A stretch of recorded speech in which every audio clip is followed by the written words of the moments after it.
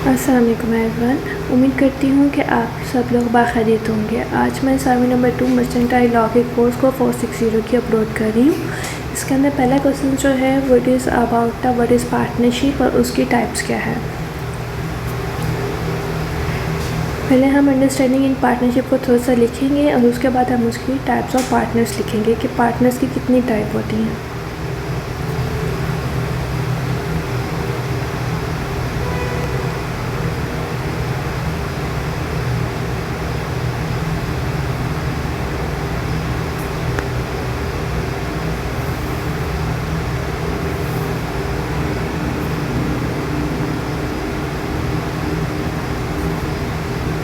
यहाँ पे हमने 6 टाइप ऑफ पार्टनर्स की बताई हैं विद एग्जांपल्स। उसके बाद हम की components of a partnership agreement देख रहे हैं, जिसके अंदर हम जो इम्पोर्टेंट कंपोनेंट्स होते हैं जो कि किसी भी एग्रीमेंट के लिए बहुत ज़्यादा एक प्रीशियस एलिमेंट होते हैं, उनको हम डिस्कस करेंगे।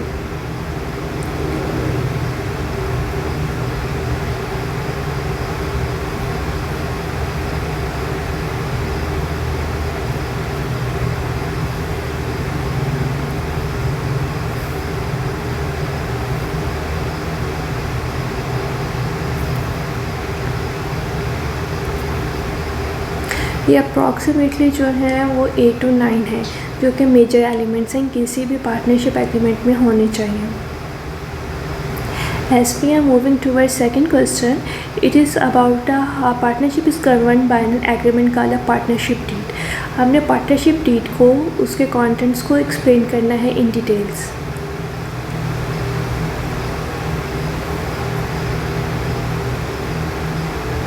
There are some elements which are important, जैसे कि name of partnership, address of partnership, date, initial contribution and more on. इन सब उनके एलिमेंट्स को एग्जाम्पल के साथ आगे इलेबोरेट किया गया है।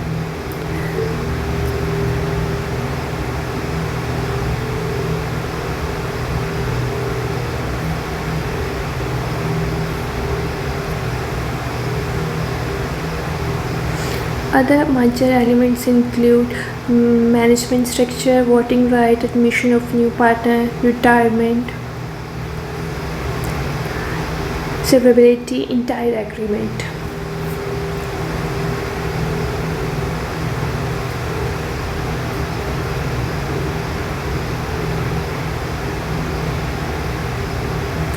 Here is the question number 3। यहाँ पे हमारे पास 4 एलिमेंट्स हैं, मतलब 4 उन्होंने हमें बुलेट्स पॉइंट दिए जिनको हमने डिस्कस करना है according to negotiable instrument act 1881। Answer को हम स्टार्ट करेंगे विद द की कॉन्सेप्ट और under the negotiable instrument act 1980। सबसे पहले हम उसके बारे में कुछ ब्रीफ एक्सप्लेनेशन देंगे एंड देन हम उसके मेजर एलिमेंट जो कि उन्होंने हमें बताया गया था कि 4 है, उनको जस्ट डिस्कस करना है, अपार्ट फ्रॉम दैम और किसी को डिस्कस नहीं करना।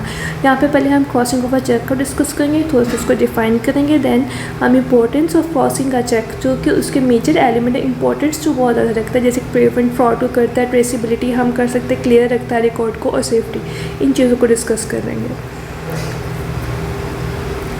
फिर हम सेकंड पॉइंट को डिस्कस करेंगे विच इज़ द इंडोर्समेंट। इंडोर्समेंट्स का मतलब है कि हम उसको नेगोशिएबल इंस्ट्रूमेंट को हम साइनिंग बैक करे आते हैं, जैसे कि check etcetera all this thing. Then हम उसकी सिग्निफिकेंस को बताएं कि इंडोर्समेंट्स हमारे लिए कितनी इंपॉर्टेंस रखती है।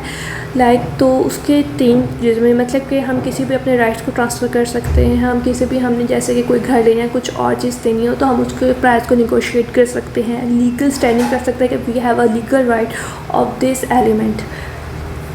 Then moving toward the third one, dishonouring of a cheque. Like कि जब बैंक जो है वो आपको रिफ्यूज़ कर देता है चेक देने के लिए, तो what are the other significance और legal implication in this way. Common reasons हम लिखेंगे इसके अंदर कि डिसऑनरिंग की कॉमन रीजंस क्या होती हैं, हम उनको एलेबोरेट करेंगे, जैसे कि इंसफिशिएंट फंड्स हो गए, सिग्नेचर आपके मिसमैच हो रहे हैं, स्टेल चेक हो गया, पोस्ट डेटिंग मतलब कि आपने आज का किया है चेक, जैसे कि आप कह लेंगे 28 का आपके पास चेक पड़ा हुआ है और वो आगे आप जाके 1 सितंबर में करवाते हैं तो वो आउटडेटेड हो जाता है, अकाउंट क्लोज है और आप फिर भी चेक दे रहे हैं, it is also in the dishonouring of cheque. अगर हम इसके नेक्स्ट पॉइंट पे जाते हैं, which is the last point, fourth point, is the holder in due course which is also known as STC। पहले इसकी थोड़ी सी डिफ़ाइन करते हैं कि ये मेजरली होता क्या है, उसके बाद हम इसकी इंपॉर्टेंस को बताएंगे, जो कि लाइक करते हैं कॉन्फिडेंस हमें देते हैं निगोशिएबिलिटी में, फैसिलिटेट ट्रेड एंड कॉमर्स में।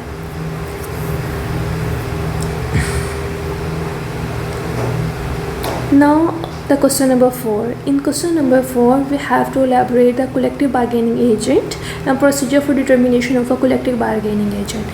सबसे पहले हम अंडरस्टैंड करेंगे कि आंसर के अंदर कि कलेक्टिव बार्गेनिंग इन पाकिस्तान लेबर लॉ होता क्या है, हम उसको पहले हम 3-4 लाइनों में उसको एक्सप्लेन कर देंगे। उसके बाद हम उसके की रिस्पॉन्सिबिलिटीज़ लिखेंगे, जैसे कि negotiation, representation, dispute resolution and implementation. फिर हम लिखेंगे इम्पोर्टेंस ऑफ CBA, हम उसके बारे में थोड़ा सा लिख देंगे CBA के क्या इंपॉर्टेंस होती है, जैसे कि स्ट्रेंथ यूनिटी में देता है, उसके बाद हमें प्रोटेक्शन ऑफ राइट देता है, स्टेबिलिटी देता है। उसके बाद हम जाते हैं जी procedure for determination of a collective bargaining agent, जो कि हमारा सेकंड पॉइंट है। ठीक है, उसके अंदर हम थोड़ा सा बताएंगे कि इंडस्ट्रियल रिलेशनशिप एक्ट 2012 के अकॉर्डिंगली वो क्या बनता है। उसके बाद उसके डिफरेंट स्टेप जो कि उसके अंदर आते हैं नेगोशिएशन के, उनको हम डिस्कस करेंगे प्रोसीजर को। पहले प्रोसीजर में first step is the formation और रजिस्ट्रेशन कर देंगे किसी भी चीज़ की। उसके बाद एप्लीकेशन ऑफ रिकग्निशन कर देंगे हम। फिर उसके बाद हमारे पास वेरिफिकेशन ऑफ मेंबरशिप आ जाएगा, इलेक्शन प्रोसेस आ जाएगा, सर्टिफिकेशन आ जाएगा।